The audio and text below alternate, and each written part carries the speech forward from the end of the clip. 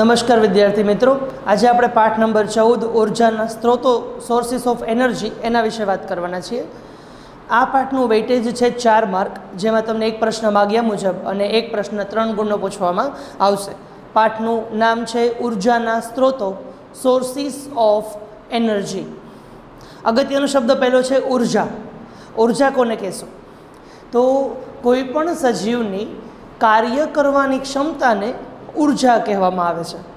कोईपण प्रकारनुं कार्य करवुं होय तो एना माटे ऊर्जानी जरूर पड़े। आपणे बेग उपाड़वुं छे तो बेग उपाड़वा माटे आपणामां जे शरीरमां शक्ति रहेली छे ए शक्ति वडे आपणे बेगने उपाड़ी शकीए छीए। साइकल चलावी छे तो आपणा शरीरमां जे एनर्जी रहेली छे जेनी मार्फते आपणे साइकलना पेन्डल उपर प्रेस दबाण आपी अने एना उपर वजन आपी अने आपणे साइकल चलावी सकीए छीए। तेना माटे पण आपणा शरीरमां एक एनर्जी जे छे ए होवी जोईए। तो दरेके दरेक सजीवनी कार्य करवानी जे क्षमता छे एने एनर्जी एटले के ऊर्जा तरीके ओळखवामां आवे छे। ऊर्जाना स्त्रोत कोने कहेवाय? आपणे अत्यारे आपणा माटे वात करीए छीए। ऊर्जाना स्त्रोत कोने कहेवाय? तो के जेमांथी ऊर्जा मळती होय एने ऊर्जाना स्त्रोत कहेवाय। આપણે ખોરાક ખાઈએ છીએ, એ ખોરાકનું પાચન થાય છે, પાચન થઈને પોષક દ્રવ્યો ઉત્પન્ન થાય છે, જેની મારફતે ઊર્જા જે શરીરમાં જમા થઈ છે, જે ઉત્પન્ન થઈ છે, એની મદદથી આપણે શરીરના વિવિધ પ્રકારના કાર્યો કરી શકીએ છીએ। આ ઊર્જા જે છે એનો જથ્થો અચળ હોય। તમે ઊર્જા સંરક્ષણનો નિયમ ભણી ગયા છો કે ऊर्जा जे छे एनो जत्थो अचड़ छे। ऊर्जाने उत्पन्न पण न करी शकाय अने ऊर्जाने नाश पण करी शकाती नथी। मात्र आ ऊर्जाने एक स्वरूपमांथी बीजा स्वरूपमां रूपांतर करी शकाय छे। ज्यारे कोई ऊर्जानो उपयोग कोई कार्य करवा माटे थाय छे त्यारे ऊर्जा त्यां वपराई जाय छे, पछी ए क्यारेय आपणे पाછી एने लई शकता नथी। दाखला तरीके कोई एक प्लेट जे छे एने उपर जमीन उपर ज्यारे एने फेंकवामां आवे छे અને એ પ્લેટનો અવાજ ઉત્પન્ન થાય છે, એટલે કે ધ્વનિ ઊર્જામાં હવે ઊર્જા જે છે એ કન્વર્ટ થઈ જાય છે। પહેલાં એ પ્લેટની સ્થિતિ ઊર્જા હતી, હવે એને આપણે કન્વર્ટ કરીએ એટલે એ ધ્વનિ ઊર્જામાં ઉત્પન્ન થાય છે। તો એ ઊર્જા જે છે એ પાછી આપણને ક્યારેય હવે ધ્વનિ ઊર્જા એ આપણને પુનઃ પ્રાપ્ય નહીં થાય, પુનઃ ઉપયોગમાં નહીં લઈ શકાય। એટલે ઊર્જાને જ્યારે એક સ્વરૂપમાંથી બીજા સ્વરૂપમાં કન્વર્ટ કરવામાં આવે, કાર્ય કરવા માટે જ્યારે એ વપરાઈ જાય છે ત્યારે પાછી એ પુનઃ ઉપયોગમાં લઈ શકાતી નથી। મીણબત્તીની વાત કરીએ તો મીણબત્તીને જ્યારે સળગાવવામાં આવે છે ત્યારે રાસાયણિક ઊર્જા, ઉષ્મા ઊર્જા, પ્રકાશ ઊર્જા ઉત્પન્ન થાય છે। ઉષ્મા આપે, આપણને પ્રકાશ આપે છે, બરાબર। આ ઉપરાંત રાસાયણિક ઊર્જામાં કાર્બન ડાયોક્સાઇડ અને કાર્બન મોનોક્સાઇડ જેવા વાયુઓ ઉત્પન્ન થાય છે। તો એકવાર એ વાયુ ઉત્પન્ન થઈ જાય પછી પાછા એ વાયુ આપણને પરત મળવાના નથી। તો જ્યારે કાર્ય કરવા માટે ઊર્જાનો ઉપયોગમાં કરવામાં આવે છે ત્યારે એ ઊર્જા આપણને પાછી વપરાશમાં ક્યારેય આવતી નથી। જો મનુષ્યના શરીરની વાત કરીએ તો આપણે અલગ અલગ પ્રકારની ઊર્જા વાપરતા હોઈએ છીએ। જ્યારે આપણે સવારે ઉઠીએ, બરાબર છે, તો બ્રશ કરવું, કસરત કરવી, સ્નાન કરવું, સાયકલ ચલાવવી, તો એના માટે આપણા શરીરમાં સ્નાયુ ઊર્જાનો ઉપયોગ કરવામાં આવે કે સ્નાયુ મારફતે આપણે આ ઊર્જાનો ઉપયોગ કરતા હોઈએ છીએ। ત્યાર પછી તો કે ખોરાક બનાવવો, दूध गरम करवू, नास्तो बनावो, एना माटे बधा माटे बर्तननी जरूर पड़े। अथवा तो साइकल के गाड़ी के लईने आपणे जवुं होय, बराबर, अथवा तो शाळाए जवुं होय गाड़ी लईने तो एना माटे बर्तननी जरूर पड़े। तो ए पण एक प्रकारनी ऊर्जा छे, बराबर छे। त्यार पछी तो के खोराक जे आपणे खाईए छीए ए खोराक ज्यारे आपणे रांधवो पड़े छे तो ए पण एक प्रकारनी रासायणिक ऊर्जा जे छे एना माटे जवाबदार छे। आ उपरांत पाणी गरम करवा माटे गीઝરની જરૂર પડે, કપડાને ઇસ્ત્રી કરવા માટે ઇસ્ત્રીની જરૂર પડે, બરાબર છે। પંખો ચાલુ કરીએ તો હવા આપણને મળે છે, તો એ બધા માટે વિદ્યુતની જરૂર પડે। તો જો આમ કોઈને કોઈ રીતે અલગ અલગ પ્રકારની ઊર્જાનો આપણે રોજિંદા જીવનમાં ઉપયોગ કરીએ છીએ। સ્નાયુ ઊર્જા, બળતણ કે એલપીજી, સીએનજી એ પ્રકારની ઊર્જા, આ ઉપરાંત વિદ્યુત ઊર્જા, રાસાયણિક ઊર્જા, तो આપણે રોજિંદા જીવનમાં વિવિધ પ્રકારની આવી ઊર્જાનો ઉપયોગ કરીએ છીએ। તો કોઈપણ તંત્ર હોય, કોઈપણ મશીન છે, કોઈપણ તંત્ર છે કે માનવ શરીર છે, એ બધાને કાર્ય કરવા માટે ઊર્જાની જરૂર પડે છે। અને આ ઊર્જા કરવા માટે જે સ્ત્રોતનો ઉપયોગ કરીએ છીએ એ બધા જ સ્ત્રોતોને ઊર્જાના સ્ત્રોતો તરીકે ઓળખવામાં આવે છે। प्रस्तुत प्रकरण में આપણે વિવિધ પ્રકારના સ્ત્રોતોનો અભ્યાસ કરશું। આ ઉર્જાના સ્ત્રોત કેવા હોવા જોઈએ, સારામાં સારું ઉત્તમ સ્ત્રોત કોને કહેવાય, એની લાક્ષણિકતાઓ કઈ કઈ છે, એનો અભ્યાસ આપણે આ પાઠમાં કરવાના છીએ। થર્મલ પાવર સ્ટેશન, જળ ઉર્જા, પવન ઉર્જા, આ ઉપરાંત સોલર ઉર્જા છે, ભૂતાપીય ઉર્જા છે, ઘણા બધાના પ્રકાર છે। બધા જ પ્રકરણ બધા જ ઉર્જાના પ્રકારની વાત જે છે એ આપણે આ પ્રકરણમાં કરવાના છીએ। तो સૌથી પહેલાં આપણે ઉર્જા શું છે એના વિશે માહિતી મેળવીએ।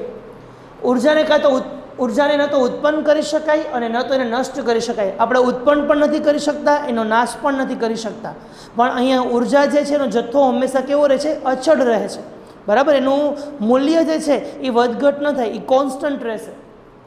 તો વ્યાખ્યા આપીએ ઉર્જા કોને કહેવાય, તંત્રની કાર્ય કરવાની ક્ષમતાને, कोईपण सजीवनी कोईपण तंत्रनी जे कार्य करवानी क्षमता है ए कार्य करवानी क्षमताने ऊर्जा तरीके ओळखवामां आवे छे। एक मासनो प्रश्न पूछाय ऊर्जा एटले शुं, तो तंत्रनी कार्य करवानी क्षमताने ऊर्जा तरीके ओळखवामां आवे छे। सरळताथी ऊर्जा पूरी पाडता स्त्रोतने ऊर्जाना स्त्रोत कहेवामां आवे छे, बराबर। विद्युत जे छे पंखो चालू करीने तरत ज पंखो फरवा मांडे छे तो एक प्रकारनो स्त्रोत कहेवाय। ए विद्युत ऊर्जा तरत पंखाने मळे छे अने पंखो तरत ज फरवानी शरूआत करी दे छे। आवा तो घणा बधा स्त्रोतो छे कि जेनी मददथी आपणे विविध प्रकारना उपकरणोने चलावी सकीए छीए। सरळताथी ऊर्जा पूरी पाडता होय एवा स्त्रोतोने ऊर्जाना स्त्रोतो कहे छे। आ ऊर्जाना स्त्रोतोनुं अलग अलग 4 विभागमां वर्गीकरण करवामां आव्युं छे। परंपरागत स्त्रोत, बिन परंपरागत स्त्रोत, पुनः प्राप्य के अखूट स्त्रोत, पुनः अप्राप्य के खूटी जाय तेवा स्त्रोत। परंपरागत स्त्रोत एटले केवा स्त्रोत, तो कि जे मोटा भागनी ऊर्जा आपणे तेना द्वारा पूरी पाडवामां आवे छे। आपणे सौथी वधारे आ प्रकारना स्त्रोतनो उपयोग करीए छीए। केम के कया कया स्त्रोत छे, अश्मी बळतण, कोळसो छे, पेट्रोलियम छे, विविध प्रकारना कोळसानो આપણે રોજિંદા જીવનમાં ઉપયોગ કરીએ છીએ।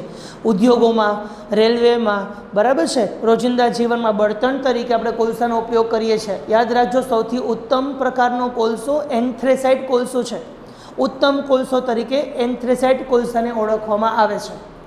પૃથ્વીના પેટાળમાંથી જ્યારે પેટ્રોલિયમ મળે છે, આ પેટ્રોલિયમ શુદ્ધ ન હોય એનું શુદ્ધિકરણ કરવું પડે, એના માટે મોટી ટાવર જેવી રચના હોય, એને વિભાગીય નિસ્યંદન ટાવર તરીકે ઓળખવામાં આવે છે। બહુ ઊંચા તાપમાને આ પેટ્રોલિયમને એ ટાવરમાં દાખલ કરવામાં આવે, ત્યાર પછી જ્યારે અલગ અલગ પદાર્થો પોતાના જ્યારે ઉત્કલન બિંદુ સુધી પહોંચે છે ત્યારે અલગ અલગ પદાર્થો એમાંથી છૂટા પડી જાય છે।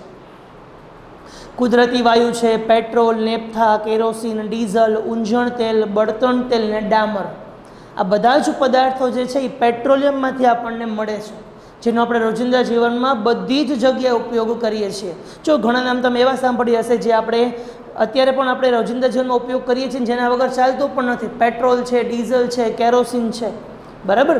तो रोजिंदा जीवनमां आवा पदार्थनो आपणे उपयोग करीए छीए। तो परंपरागत स्त्रोत जे छे ए आपणी मोटा भागनी ऊर्जानी जरूरतो पूरी पाडे छे। अश्मी बळतण छे, जैव कचरो, जैविक कचरो जे छे अने पवन ऊर्जा जे छे ए पण आपणे सौथी वधारे अत्यारे विद्युत मेळववा माटे पवनचक्कीना पाखिया फरे छे अने पवन ऊर्जानुं विद्युत ऊर्जामां रूपांतर करी अने आजुबाजुना विस्तारोमां वीजળી पहोंचाडवा माटे हवे धीरे धीरे पवन ऊर्जाने पण परंपरागत स्त्रोतमां समावेश करवामां आव्यो छे। तो बीजा एना ऑपोजिट में आवे छे बिन परंपरागत स्त्रोतो। तो बिन परंपरागत स्त्रोतो एटले एवा स्त्रोतो के जेनी हजी एटली बधी आपणी मांग पूरी करी शकता नथी, मर्यादित प्रमाण में तेना द्वारा आपणी जरूरियातो पूरी कराय छे। सौर ऊर्जा आपणने विपुल प्रमाण में मळे छे, पण हजी आपणे एटला बधा ए स्त्रोतनो उपयोग करता थया नथी। बधा ज लोको अत्यारे सौर ऊर्जा वापरता होय के सोलर कूकर वापरता होय, सोलर वोटर हीटर वापरता होय एवा नथी। एनी जे टकावारी छे घणी बधी ओછી प्रमाणमां छे, बराबर। एटले घणा बधा लोको जे छे ए सोलर कूकर ने ए बधानो उपयोग करे छे, पण वधारे मेजर जरूरियात जे छे ए लोकोनी परंपरागत स्त्रोत उपर रहेली छे। आपणने बिन परंपरागत स्त्रोतो जे छे ए किंमतमां साव सस्ता, प्रदूषण नहीं फैलावता, अखूट मळे छे, पण तेम छतां एना द्वारा आपणी जे जरूरियातो छे ए ओછી पूरी करवामां आवे छे। सौर ऊर्जा छे, भरती ऊर्जा छे, भूस्तरीय ऊर्जा है, न्यूक्लियर ऊर्जा है। तो आ बधी ज ऊर्जा जे छे ए बिन परंपरागत स्त्रोतमां एनो समावेश करवामां आवे छे। आ बधी ज ऊर्जा आपणे पछी लेटर ऑन भणवाना छीए। पुनः प्राप्य के पुनः अप्राप्य बे प्रकारनी जे ऊर्जाना स्त्रोत है એના વિશે માહિતી મેળવીએ। પુનઃ પ્રાપ્ય એટલે એને કહેવાય અખૂટ સ્ત્રોત। એનો જથ્થો પુષ્કળ પ્રમાણમાં છે, એ ખૂટવાના જ નથી। સૌર ઉર્જા જ્યાં સુધી આપણે જીવન જીવશું ત્યાં સુધી આપણને સૌર ઉર્જા મળવાની જ છે। તો સૂર્ય જે છે એના દ્વારા મળતી ઉર્જાને સૌર ઉર્જા કહેવાય। તો સૌર ઉર્જા છે, પવન ઉર્જા છે, આ બધી ઉર્જા આપણને મળવાની છે, કેમ કે એનો જથ્થો અખૂટ છે, પુષ્કળ પ્રમાણમાં છે, ક્યારેય ખૂટવાના જ નથી, તે આપણને સતત પ્રાપ્ત થાય છે। દરરોજને દરરોજ આપણને આ ઉર્જા અવેલેબલ થઈ જાય છે। સૌર ઉર્જા છે, પવન ઉર્જા છે, જળ ઉર્જા છે, ભરતી ઉર્જા છે, આ બધી જ ઉર્જા પુનઃ પ્રાપ્ય કે અખૂટ સ્ત્રોત તરીકે એને ગણવામાં આવે છે। પછી આવે છે પુનઃ અપ્રાપ્ય કે ખૂટી જાય તેવા સ્ત્રોત। અશ્મિ બળતણ, કોલસો છે, આ બધા સ્ત્રોત એવા છે કે જો એનું સાવચેતીપૂર્વક વપરાશ કરવામાં નહીં આવે તો આ બધા જ સ્ત્રોત ખૂટી જશે, કેમ કે એનો જથ્થો કેવો છે, મર્યાદિત છે। જો આડેધડ વપરાશ કરવામાં આવશે તો આવનારી પેઢીને મળવાની સંભાવના ખૂબ જ ઓછી છે। એટલા માટે અત્યારથી જ આપણા પર્યાવરણને બચાવવા માટે, આવનારી પેઢીનું રક્ષણ કરવા માટે શક્ય હોય ત્યાં સુધી પુનઃ અપ્રાપ્ય સ્ત્રોતનો વપરાશ ઓછો કરવાનો છે। તે સતત પ્રાપ્ત થઈ શકતા નથી અને ખૂટી જવાની સંભાવના પણ રહેલી છે। કયા કયા સ્ત્રોતો છે? અશ્મિ બળતણ, કોલસો, પેટ્રોલિયમ, બરાબર, પેટ્રોલ છે, ડીઝલ છે, કોલસો છે, આ બધા જ સ્ત્રોત ઉર્જાના એવા સ્ત્રોત છે કે જો આડેધડ વપરાશ કરવામાં આવશે તો નજીકના ભવિષ્યમાં ખૂટી જવાની બીક છે। તો ઉર્જા એટલે તો કોઈ પણ તંત્રની કાર્ય કરવાની ક્ષમતા, અને આ ઉર્જા આપણને જેટલા જેટલા સ્ત્રોતો દ્વારા પ્રાપ્ત થતી હોય તેને ઉર્જાના સ્ત્રોત તરીકે ઓળખવામાં આવે છે। તો આ ઉર્જાના સ્ત્રોતને આપણે 4 વિભાગમાં વિભાજિત કરી શકીએ: પરંપરાગત અને બિનપરંપરાગત, પુનઃ પ્રાપ્ય અને પુનઃ અપ્રાપ્ય। એમાં તફાવતના 2 મુદ્દા પૂછાઈ શકે। તફાવતના 2 મુદ્દા જણાવો: પુનઃ પ્રાપ્ય ઉર્જા સ્ત્રોત અને પુનઃ અપ્રાપ્ય ઉર્જા સ્ત્રોત। તમે કોઈ પણ 2 મુદ્દા લખી શકો છો। તો આ રીતે આખો ચાર્ટ જે છે તમારે રેડી કરવાનો રહેશે। તો આપણે ઉર્જાના સ્ત્રોતોની શરૂઆત કરી કે સવારે ઉઠીએ એટલે બ્રશ કરીએ, બરાબર, સ્નાન કરીએ તો આપણે ઉર્જાની જરૂર પડે। સવારે નાસ્તો કરવા માટે, દૂધ ગરમ કરવા માટે ઉર્જાની જરૂર પડે। પંખો ચલાવવા માટે, ઇસ્ત્રી કરવા માટે ઉર્જાની જરૂર પડે। તો આ બધી જ ઉર્જા આપણને મળે છે, તો એને કારણે આપણે કાર્ય કરી શકીએ છીએ। તો અમુક એવા કાર્ય કરવા માટે આપણે બળતણની જરૂર પડે, બળતણ ઉર્જાની જરૂર પડે। ગાડી ચલાવવા માટે, બરાબર છે, સવારે નાસ્તો કરવો હોય તેના માટે એલપીજીની જરૂર પડે। તો વિવિધ પ્રકારના બળતણ આપણે રોજિંદા જીવનમાં પણ વાપરીએ છીએ। ચલો, તમને એક પ્રશ્ન પૂછવામાં આવે કે તમે બળતણની પસંદગી કઈ રીતે કરશો, કયા કયા એવા માપદંડને આધારે બળતણની પસંદગી કરશો? તો આપણે પહેલાં તો શું વિચારીએ કે ભાઈ એની કિંમત કેટલી હશે, સસ્તું હશે કે મોંઘું હશે, આપણને પરવડશે કે નહીં પરવડે, બરાબર છે। તો પહેલો મુદ્દો શું હોય કે ભાઈ એ કિંમતમાં કેવું હશે। બીજો મુદ્દો શું વિચારીએ કે ભાઈ આપણને એ સરળતાથી મળી જશે કે નહીં મળી જાય, મારે એના માટે રાહ જોવી પડશે, બહુ વિલંબ થતાં થતાં મને સ્ત્રોત મળશે કે મારે જરૂરિયાત પ્રમાણે મને મળતો રહેશે। તો બીજો માપદંડ આપણે એ વિચારીએ કે સરળતાથી ઉપલબ્ધ છે કે નહીં। ત્રીજો મુદ્દો શું વિચારીએ, એનો વપરાશ કેવો છે। મારે જો એ ઉર્જાના સ્ત્રોતની વધારે માત્રામાં જરૂર પડતી હોય તો એનો કોઈ ફાયદો નહીં, તો મારે વધારે પૈસા દેવા પડશે અને વધારે માત્રામાં ખરીદવો પડશે, બરાબર છે। તો અલગ અલગ માપદંડને આધારે આપણે બળતણની પસંદગી કરતા હોઈએ છીએ। હાલમાં આપણે અમુક એવા કિસ્સાઓ વિચારીએ કે એ સમયમાં જો આપણે જીવન જીવતા હોત તો કયા કયા બળતણની આપણે પસંદગી કરતી, કયા કયા બળતણ આપણે ઉપયોગ કરતા હોત, બરાબર છે। ફોર એક્ઝામ્પલ, આપણે જંગલમાં રહેતા હોઈએ તો જંગલમાં રહેતા હોય તો લાકડાનો ઉપયોગ કરવો પડે। સુકાઈ ગયેલા પાંદડા છે, સુકાઈ ગયેલા ઝાડી ઝાખરા છે, એનો આપણે બળતણ તરીકે ઉપયોગ કરવો પડે। જો કોઈ એક દૂર ગામ છે અથવા કોઈ ટાપુ છે એના ઉપર રહેતા હોય તો શેનો ઉપયોગ કરવો પડે? તો કે જો ત્યાં પ્રાણીઓ અવેલેબલ હોય તો એના છાણા લીપી અને છાણાનો બળતણ તરીકે ઉપયોગ કરવો પડે, લાકડાનો ઉપયોગ કરવો પડે, કાં સુકાઈ ગયેલા ડાળી ડાળખા હોય એનો ઉપયોગ કરવો પડે। તમે અત્યારે રાજકોટમાં છો, તમે અત્યારે કોઈ પણ એક સિટીમાં વસવાટ કરો છો, તમે અત્યારે શેનો ઉપયોગ કરો છો? તો આપણે એલપીજી ને સીએનજીનો ઉપયોગ કરીએ છીએ। જો આપણે 500 વર્ષ પહેલાં જીવન જીવતા હોત તો શેનો ઉપયોગ કરતા હોત? તો આપણે લાકડાનો ઉપયોગ કરતા હોત। તો અલગ અલગ પેઢીના લોકો અલગ અલગ સમય દરમિયાન વિવિધ પ્રકારના બળતણનો ઉપયોગ કરતા। એ દરમિયાન સૌથી વધારે સસ્તું હોય, સૌથી વધારે ઉપલબ્ધ હોય, સારા એવા પ્રમાણમાં ઉર્જા ઉત્પન્ન કરતું હોય, બરાબર, બળતણ ઓછું વપરાય અને ઉર્જા વધુ ઉત્પન્ન થાય, કાર્ય વધુ ઉત્પન્ન કરી શકાય, તો એવા બળતણને વધારે પસંદગી એના ઉપર દર્શાવવામાં આવતી। તો આપણે જોઈએ કે ઉર્જાનો ઉત્તમ સ્ત્રોત કોને કહેવાય, સૌથી શ્રેષ્ઠ સ્ત્રોત જે છે એ આપણે કોને કહેશું? તો એકમ કદ દીઠ, કદ એટલે એનો જથ્થો, દ્રવ્યમાન જે છે એકમ કદ દીઠ એ વધુ માત્રામાં કાર્ય કરે, વપરાય ઓછો અને કાર્ય વધારે કરે, સરળતાથી બધાને પ્રાપ્ત હોય, પૈસાવાળા હોય એને મળે અને ગરીબ લોકોને રાહ જોવી પડે તો એ ન ચાલે. બધા જ લોકોને એ ઉર્જાનો સ્ત્રોત સરળતાથી પ્રાપ્ત હોવો જોઈએ, સસ્તો હોવો જોઈએ. સૌથી વધારે આપણા બધાની નજર આ જ મુદ્દા ઉપર હોય કે બળતણ જે છે એ આપણને કેવું પ્રાપ્ત થવું જોઈએ? સસ્તું મળવું જોઈએ. આપણા ઘરે જે એલપીજીના બાટલા આવતા હોય છે તો એ બધા લોકોને જે છે સરળતાથી પ્રાપ્ત થાય છે, બરાબર છે. તો એટલા માટે એ સસ્તો હોવો જોઈએ, બધાને મળતો રહેતો હોવો જોઈએ, સંગ્રહ કરી શકતો હોવો જોઈએ. આપણે લાકડા છે, છાણા છે, એ બધાનો પણ બળતણ તરીકે ઉપયોગ કરી શકીએ તો પાછું એ પણ ધ્યાન રાખવું પડે કે એને ભેજ ન લાગી જાય, નકર પાછું એ બળતણ જે છે એ વધારે જોશે, બરાબર. જો એટલી ઉર્જા ઉત્પન્ન નહીં કરી શકાય તો એનો સંગ્રહ કરવામાં ખાસ ધ્યાન રાખવું પડશે અને પરિવહનમાં સરળ હોય. આ એલપીજીની બધાને એક જગ્યાએથી બીજી જગ્યાએ લઈ જવા માટે ખૂબ જ સાવચેતી રાખવી પડે છે. ઊંચા દબાણે આ એલપીજી છે એને બાટલામાં ભરવામાં આવે છે તો અમુક જે શક્યતાઓ છે કે કોઈ અકસ્માત થઈ શકે તો એમાં ખૂબ ધ્યાન રાખી કેરફુલ થઈને પછી જે છે એ ઉર્જા સ્ત્રોત આપણે વપરાશ કરવો પડે છે. તો એકમ કદ દીઠ વધારે માત્રામાં એ કાર્ય કરતો હોવો જોઈએ, સરળતાથી બધાને ઉપલબ્ધ હોવો જોઈએ, કિંમતમાં સસ્તો હોવો જોઈએ, આપણે સરળતાથી એનો સંગ્રહ અને પરિવહન કરી શકીએ એવો ઉર્જાનો સ્ત્રોત હોય તો એને આપણે શું કહીએ? ઉત્તમ સ્ત્રોત તરીકે એને ઓળખીએ છીએ. ઉત્તમ બળતણ કોને કહેશો? ઉત્તમ બળતણ કોને કહેવાય? તો કે ઉત્તમ બળતણ એટલે એવું બળતણ કે એ જે ધુમાડો કે રાખ ઉત્પન્ન ન કરે, એટલે કે એ જે બળતણ છે એનું સંપૂર્ણ દહન થાય. બે પ્રકારના દહન હોય, સંપૂર્ણ દહન ને અપૂર્ણ દહન. તમે મીણબત્તીવાળો પ્રયોગ ભણી ગયા છો પ્રાઇમરી સેક્શનમાં. તો ધુમાડો કે રાખ ઉત્પન્ન ઉત્પન્ન કર્યા વગર જો સંપૂર્ણ દહન થઈ જતું હોય તો એ પ્રકારના બળતણને ઉત્તમ બળતણ તરીકે ઓળખવામાં આવે છે. ઓછી માત્રામાં દહન દરમિયાન વધારે માત્રામાં ઉષ્મા ઉત્પન્ન કરે. એ બળતણ બળે ઓછું પણ ઉષ્મા વધારે ઉત્પન્ન કરે, જેને કારણે તમે કોઈ ખોરાક મૂક્યો છે કે અન્ય કોઈ પણ કાર્ય માટે જો આપણે બળતણનો ઉપયોગ કરતા હોય તો બળતણ ઓછું બગડે અને ઉર્જા વધારે ઉત્પન્ન કરી શકે, એટલે બળતણને બચાવી શકાય. સરળતાથી પ્રાપ્ત હોય અને સસ્તું હોય. સેમ ઉત્તમ સ્ત્રોત જેને કીધું હતું એ જ લક્ષણ ઉત્તમ બળતણમાં પણ છે કે બધાને સરળતાથી પ્રાપ્ત થતો હોવો જોઈએ, અમીર વર્ગને મળે, મધ્યમ વર્ગને મળે, ગરીબ વર્ગ વંચિત રહી જાય તો એવું ન ચાલે.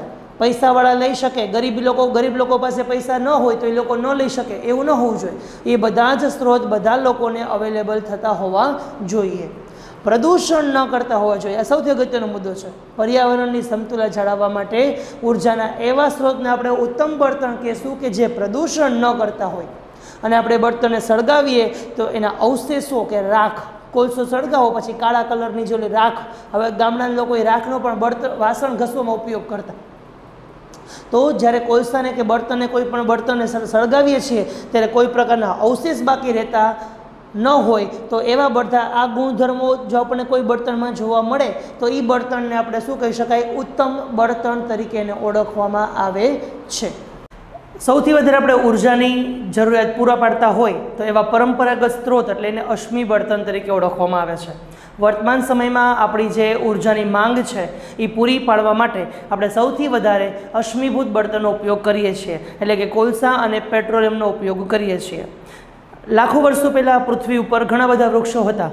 કોઈ એવી કુદરતી ઘટનાને કારણે વૃક્ષો, સજીવો, પ્રાણીઓ બધા જ ધરાશય થઈ ગયા, પૃથ્વીના પેટાળમાં દટાઈ ગયા. હવે તો કે ત્યાં જે છે એને ઓક્સિજન ન મળે, એનું દહન થવાની શરૂઆત થઈ, એનું વિઘટન થવાની શરૂઆત થઈ. પૃથ્વી જે છે ને પોતાનું તાપમાન છે, દબાણ છે, પ્રેશર એન્ડ ટેમ્પરેચર એની મદદથી વિપુલ પ્રમાણમાં ઉષ્મા ઉત્પન્ન થઈ. તો એ દરમિયાન કે જૈવ રાસાયણિક પ્રક્રિયા થઈ અને જૈવ રાસાયણિક પ્રક્રિયાને અંતે ખાસ પ્રકારના બળતણનું નિર્માણ થયું. આ ખાસ પ્રકારના બળતણને અશ્મિ બળતણ તરીકે ઓળખવામાં આવે છે. કોલસો છે, પેટ્રોલિયમ છે, કુદરતી ગેસ છે, આ બધા જ એક પ્રકારના અશ્મિભૂત બળતણ છે. જોઈએ પ્રશ્ન, અશ્મિભૂત બળતણ એટલે શું? તેના ગેરફાયદા જણાવો. 3 માર્ક્સમાં પ્રશ્ન પૂછાઈ શકે. તો અશ્મિભૂત બળતણ કોને કહેવાય? તો વર્તમાન સમયમાં અશ્મિભૂત બળતણ ઉર્જાનો મુખ્ય સ્ત્રોત છે. રોજિંદા જીવનમાં કોઈને કોઈ ક્ષેત્રમાં આપણે અશ્મિભૂત બળતણનો ઉપયોગ કરીએ જ છીએ, પેટ્રોલિયમ છે તેને નિપજોનો ઉપયોગ કરીએ છીએ, કોલસાનો ઉપયોગ કરીએ છીએ, એટલે આપણે ઉર્જાનો મુખ્ય સ્ત્રોત જે છે એ અશ્મિ બળતણ રહેલો છે. આજના સમયમાં આપણી ઉર્જાની મોટા ભાગની જરૂરિયાત પૂરી કરવા માટે આપણે અશ્મિ બળતણ ઉપર આધાર રાખવો પડે છે. તો અશ્મિ બળતણનું નિર્માણ કઈ રીતે થાય છે? તો કે જમીનમાં લાખો વર્ષો પહેલાં મૃત અને અશ્મિભૂત વનસ્પતિઓ, પ્રાણીઓ જે છે બધા દટાઈ ગયા. એ દરમિયાન ખૂબ વિપુલ પ્રમાણમાં ઉષ્મા અને તાપમાન એટલે તાપમાન અને દબાણને કારણે એક જૈવરાસાયણિક પ્રક્રિયા થઈ. એ જૈવરાસાયણિક પ્રક્રિયાને કારણે કોલસો, પેટ્રોલિયમ કે કુદરતી વાયુ જેવા બળતણમાં એનું રૂપાંતર થયું અને એને અશ્મિભૂત બળતણ તરીકે ઓળખવામાં આવે છે. ઉર્જાની વધતી જતી માંગણી પૂરી કરવા માટે આપણે અશ્મિભૂત બળતણ ઉપર આશરો ન લેવો પડે છે. રેગ્યુલર ડે ટુ ડે લાઈફમાં આપણે સૌથી વધારે આ પ્રકારના અશ્મિભૂત બળતણ ઉપર ડિપેન્ડ રહેવું પડે છે. તો અશ્મિભૂત બળતણનો એટલો બધો વપરાશ કરીએ તો એના ઘણા બધા ગેરફાયદા પણ છે. કેમ કે એક તો આ પ્રકારના બળતણ વાપરીએ છીએ તો એનું નિર્માણ બહુ સમય લાગે છે નિર્માણ થવા માટે, કરોડો વર્ષો લાગે છે. ત્યારે આ બધા સ્ત્રોતનું નિર્માણ થાય છે. કોલસો, પેટ્રોલિયમ કંઈ તરત જ નથી બની જતા, બરાબર છે. આ બહુ લોંગ અને જટિલ પ્રોસેસ છે. ત્યારે આ અશ્મિભૂત બળતણનું નિર્માણ થાય છે. પરંતુ હાલના સમયમાં આ જે સ્ત્રોત છે એનો જે જથ્થો છે એ હવે ખૂબ જ ઓછા પ્રમાણમાં બાકી રહ્યો છે. જો હજી આપણી જે વપરાશની માત્રા છે જો એ જ પ્રમાણે આપણે વાપરશું તો એ આવનારી પેઢીને મળતા બંધ થઈ જશે, એને નહીં મળી શકે. તો એટલા માટે અત્યારથી જ આપણે ખૂબ જ આ પ્રકારના સ્ત્રોતને સાવચેતીપૂર્વક વાપરવાની આવશ્યકતા રહેલી છે. આ બળતણ બનતા કરોડો વર્ષો લાગે છે અને મર્યાદિત જ ભાગ એનો બાકી રહ્યો છે. બીજો એનો ગેરફાયદો એ છે કે આ પુનઃ અપ્રાપ્ય સ્ત્રોત છે. એકવાર કોલસો વાપરી લ્યો પછી આપણને પાછો ન મળે. પેટ્રોલિયમની જે કોઈ બી નિપજો છે, પેટ્રોલ છે, ડીઝલ છે, ગાડીમાં આપણે 100 રૂપિયાનું પેટ્રોલ પુરાવીએ અને પછી આપણે ગાડી ચલાવીને ક્યાંય જવાનું હોય તે પેટ્રોલ જેટલું બી બગડી જાય છે, જે યુઝ થાય છે એ પાછું આપણને ક્યારે પણ પ્રાપ્ત થવાનું નથી. એટલે આ બધા સ્ત્રોત કેવા છે? પુનઃ અપ્રાપ્ય. એકવાર વાપરી લઈ પછી આપણને પાછા પ્રાપ્ત થવાના નથી. આ બળતણને જ્યારે સળગાવવામાં આવે છે ત્યારે કાર્બન ડાયોક્સાઇડ વાયુ જે છે એ ઉત્પન્ન થાય છે અને એને કારણે ગ્રીન હાઉસ અસર જેવી સમસ્યાઓ સર્જાય છે.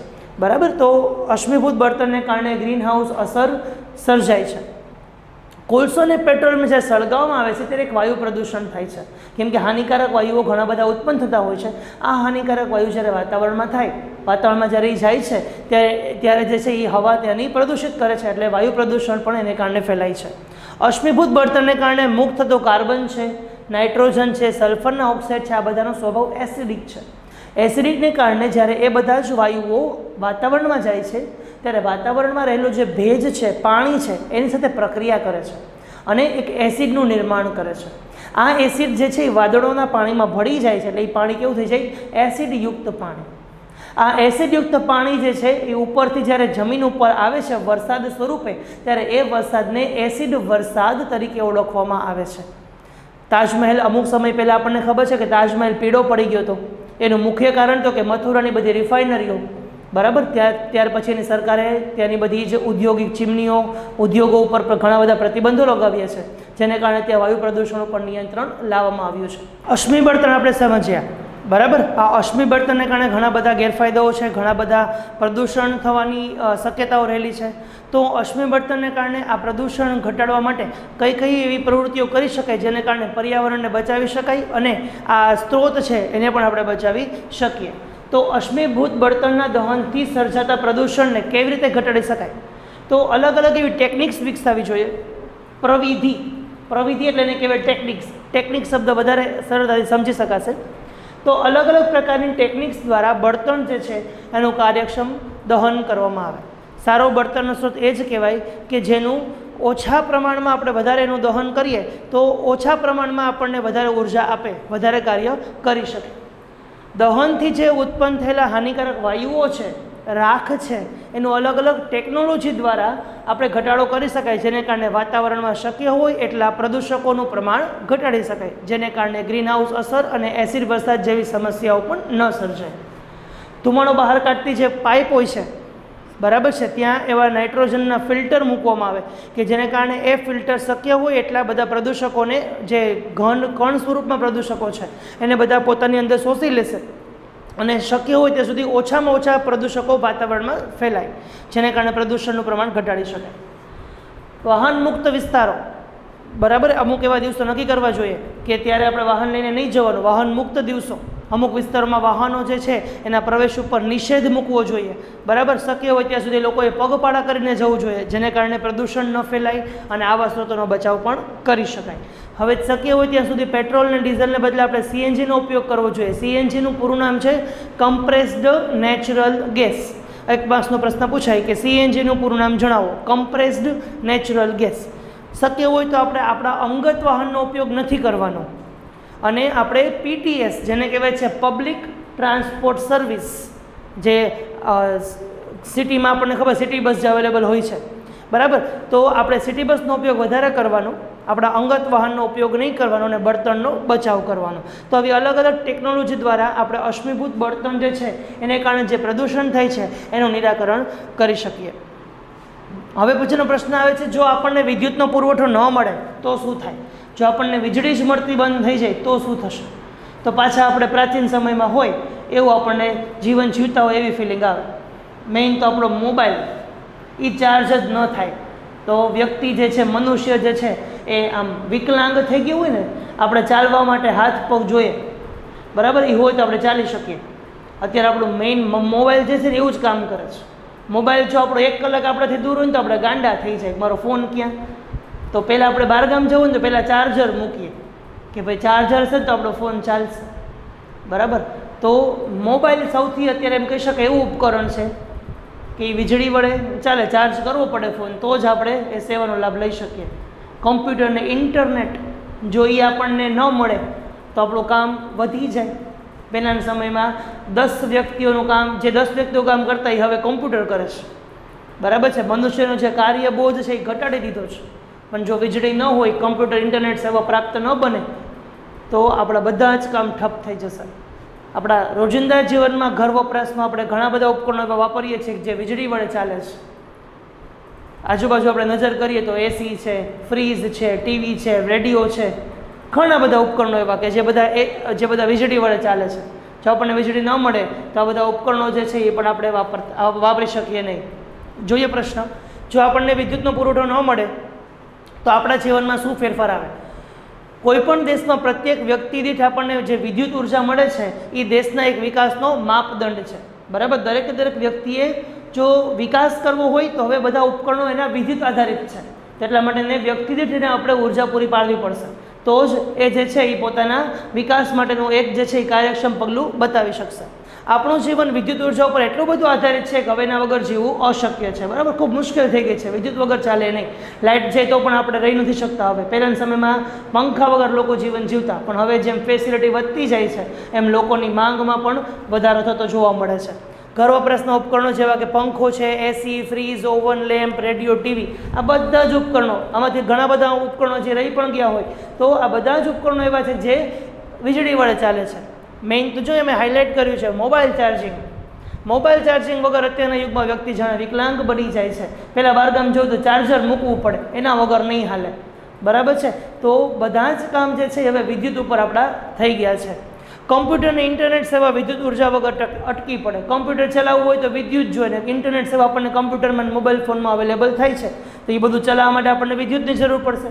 ઉદ્યોગોમાં કોમ્પ્યુટર્સ છે, બરાબર. નાગરિકની વિવિધ સેવા વિભાગો છે, બેંક છે, મોલમાં જાય તો બિલ જે છે એ આખું કોમ્પ્યુટર સિસ્ટમ થઈ ગઈ તો એ બધાને વીજળીની જરૂર વધારે પડે છે.